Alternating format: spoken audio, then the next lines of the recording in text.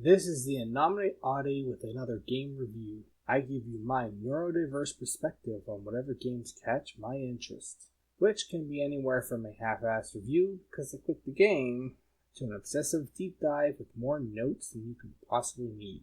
You have been warned.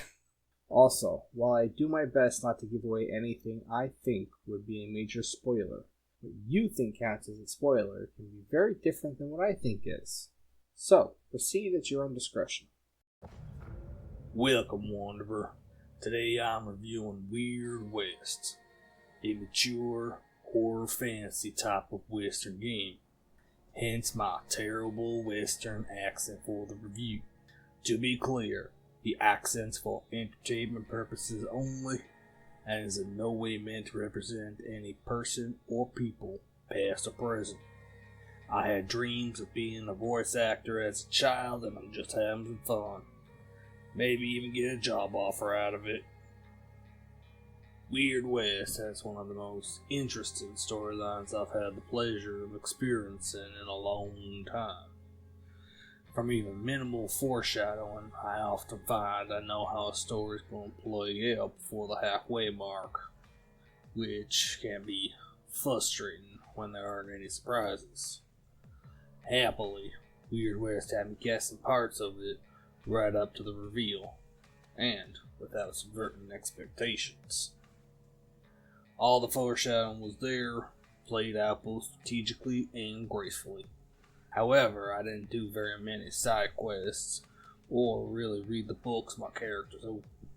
So, who knows how many other clues I may have missed along the way. Well, the game starts with a scene that looks like an occult ritual. A victim tied to a chair, surrounded by a few people and 5 obscured portraits behind them. There's some dialogue that's confusing during our first playthrough. Then the victim gets branded on the neck. The scene jumps to a farmstead showing a woman suddenly waking up seemingly from a nightmare, only to find herself in a waking one. Once upon a time, she was a bounty hunter, and the horror she wakes up to forces her to take up her irons again. The player controls her as she pursues an outlaw gang across parts of the West, and fighting horrors along the way. Once she has completed her mission, you transition to another character with their own mission, revealing that each of the 5 portraits is a different character, with their own tale contributing to an overarching story. Weird West takes the choices have consequences dynamic to another level.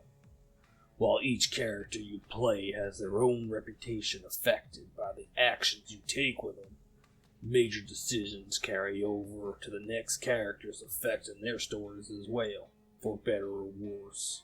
There also seems to be some behavioral traps, where, say stealing everything that ain't nailed down, there's no direct impact on most of the characters, assuming you're not caught, but can cause a serious issue for one of them. The interesting part is, this applies to being good too, possibly casting doubt for even the most morally conscientious players. My favorite part is how not only do all of your choices affect the game's story development and ending, there's also a part where the player needs to answer questions about some of those choices, without judgment of their morality, and those answers also affect the game's outcome. That was something I'd never seen before. The most frustrating thing for me was how the game handled combat. I did play it on the computer, maybe consoles handle things differently. It has a top-down play style where the mouse controls rotating your view when walking normally, but directional view becomes locked when aiming, and then the mouse rotates your character to aim at enemies. When combined with the top-down view being limited to about the 40 to 80 degree range, forward and overview-wise, the player's ability to keep track of enemies moving around them is enormously restricted due to the locked view when aiming during combat, and it's also difficult to know if you're playing when enemies are above or below you. The top-down degree range also severely limits your ability to see enemies and everything else at a distance. The characters have 5 weapon slots: shotgun, revolver, rifle, bow, and melee. Shotguns deal the most damage on average. Revolvers have the best fire speed, and rifles have the best range. But all guns make noise, catching the attention of nearby enemies. Bows and melee weapons can be used for stealth kills as long as it's unseen. A preferred tactic of mine was to sneak up behind enemies, knock them out, drag them to a safe location, and then off them with a melee weapon. Speaking of stealth, you can hide in tall grass, climb to roofs, and duck under a few things like footbridges. You can enter buildings by climbing through windows and by tying a rope to an opening like chimneys or skylights. The tricky thing about these options is that they're almost necessary for illegal activities in towns, like robbing stores, as every crime is blamed on the stranger passing through. If they didn't see you at all, they couldn't blame you. I was surprised I didn't randomly get a quest where one of the characters was blamed for a crime just for passing through a town, and you had to track down the real culprit to remove the bounty. While there's no character leveling, you can increase stats and abilities by using one of 2 types of items: Nymph Relics and the Ace of Spades cards. Most of the increases carry over to the other characters, except for a few that are character specific. Besides general stat boosts, the only ability I actually found really useful was the one that silenced the next rifle shot when activated. Most of the abilities were used mid-combat, and I really thought of them in the moment, being the stealthy type and all. By far my favorite part of the game was an area called Galen's Crossing. In the first act of the game, you need to get some directions from the mayor there. You could either make a shady deal with him, or you could find out the info another way through sneakier means. In order to get the info you needed stealthily, you had to remain completely undetected, which is a little difficult with how many innocent people there are wandering around the area.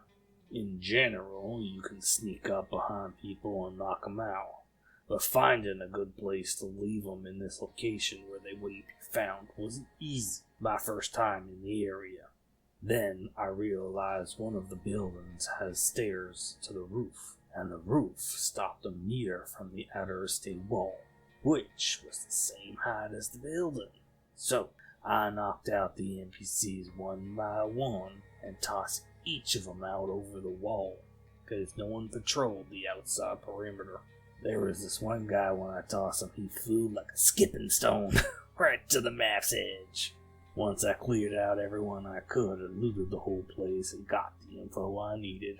You can travel with a posse of 2 other characters if you wish. I didn't really take advantage of this because they tended to object to my the ends justify the means methods.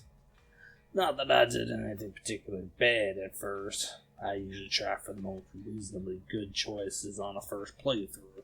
But they kept asking me if I was raising a barn or commenting on my temper because of how often I throw things, break windows, and set stuff on fire. I'd get lip even when it was something perfectly reasonable, like burning zombie corpses. Don't want those things coming back, do you? All in all, Weird West was a wild ride. While I'm not a big fan of horror, the mystical and philosophical facets of the game balanced it out. The ability to forge a variety of paths, especially through interesting ways of interacting with the environment, makes it worth dealing with the clunky controls, particularly when some involuntary actions can lead to some amusing situations. If you got the stomach for gore and brutal storytelling, I highly recommend this game. That's it for now. If you enjoyed this review, please like and follow to motivate me to make more content. Check out my channel to see where I live stream gameplay if that's your thing, but don't expect a schedule because my neurotype doesn't like them. Thanks for watching, enjoy your day, and remember, we're all nameless to someone.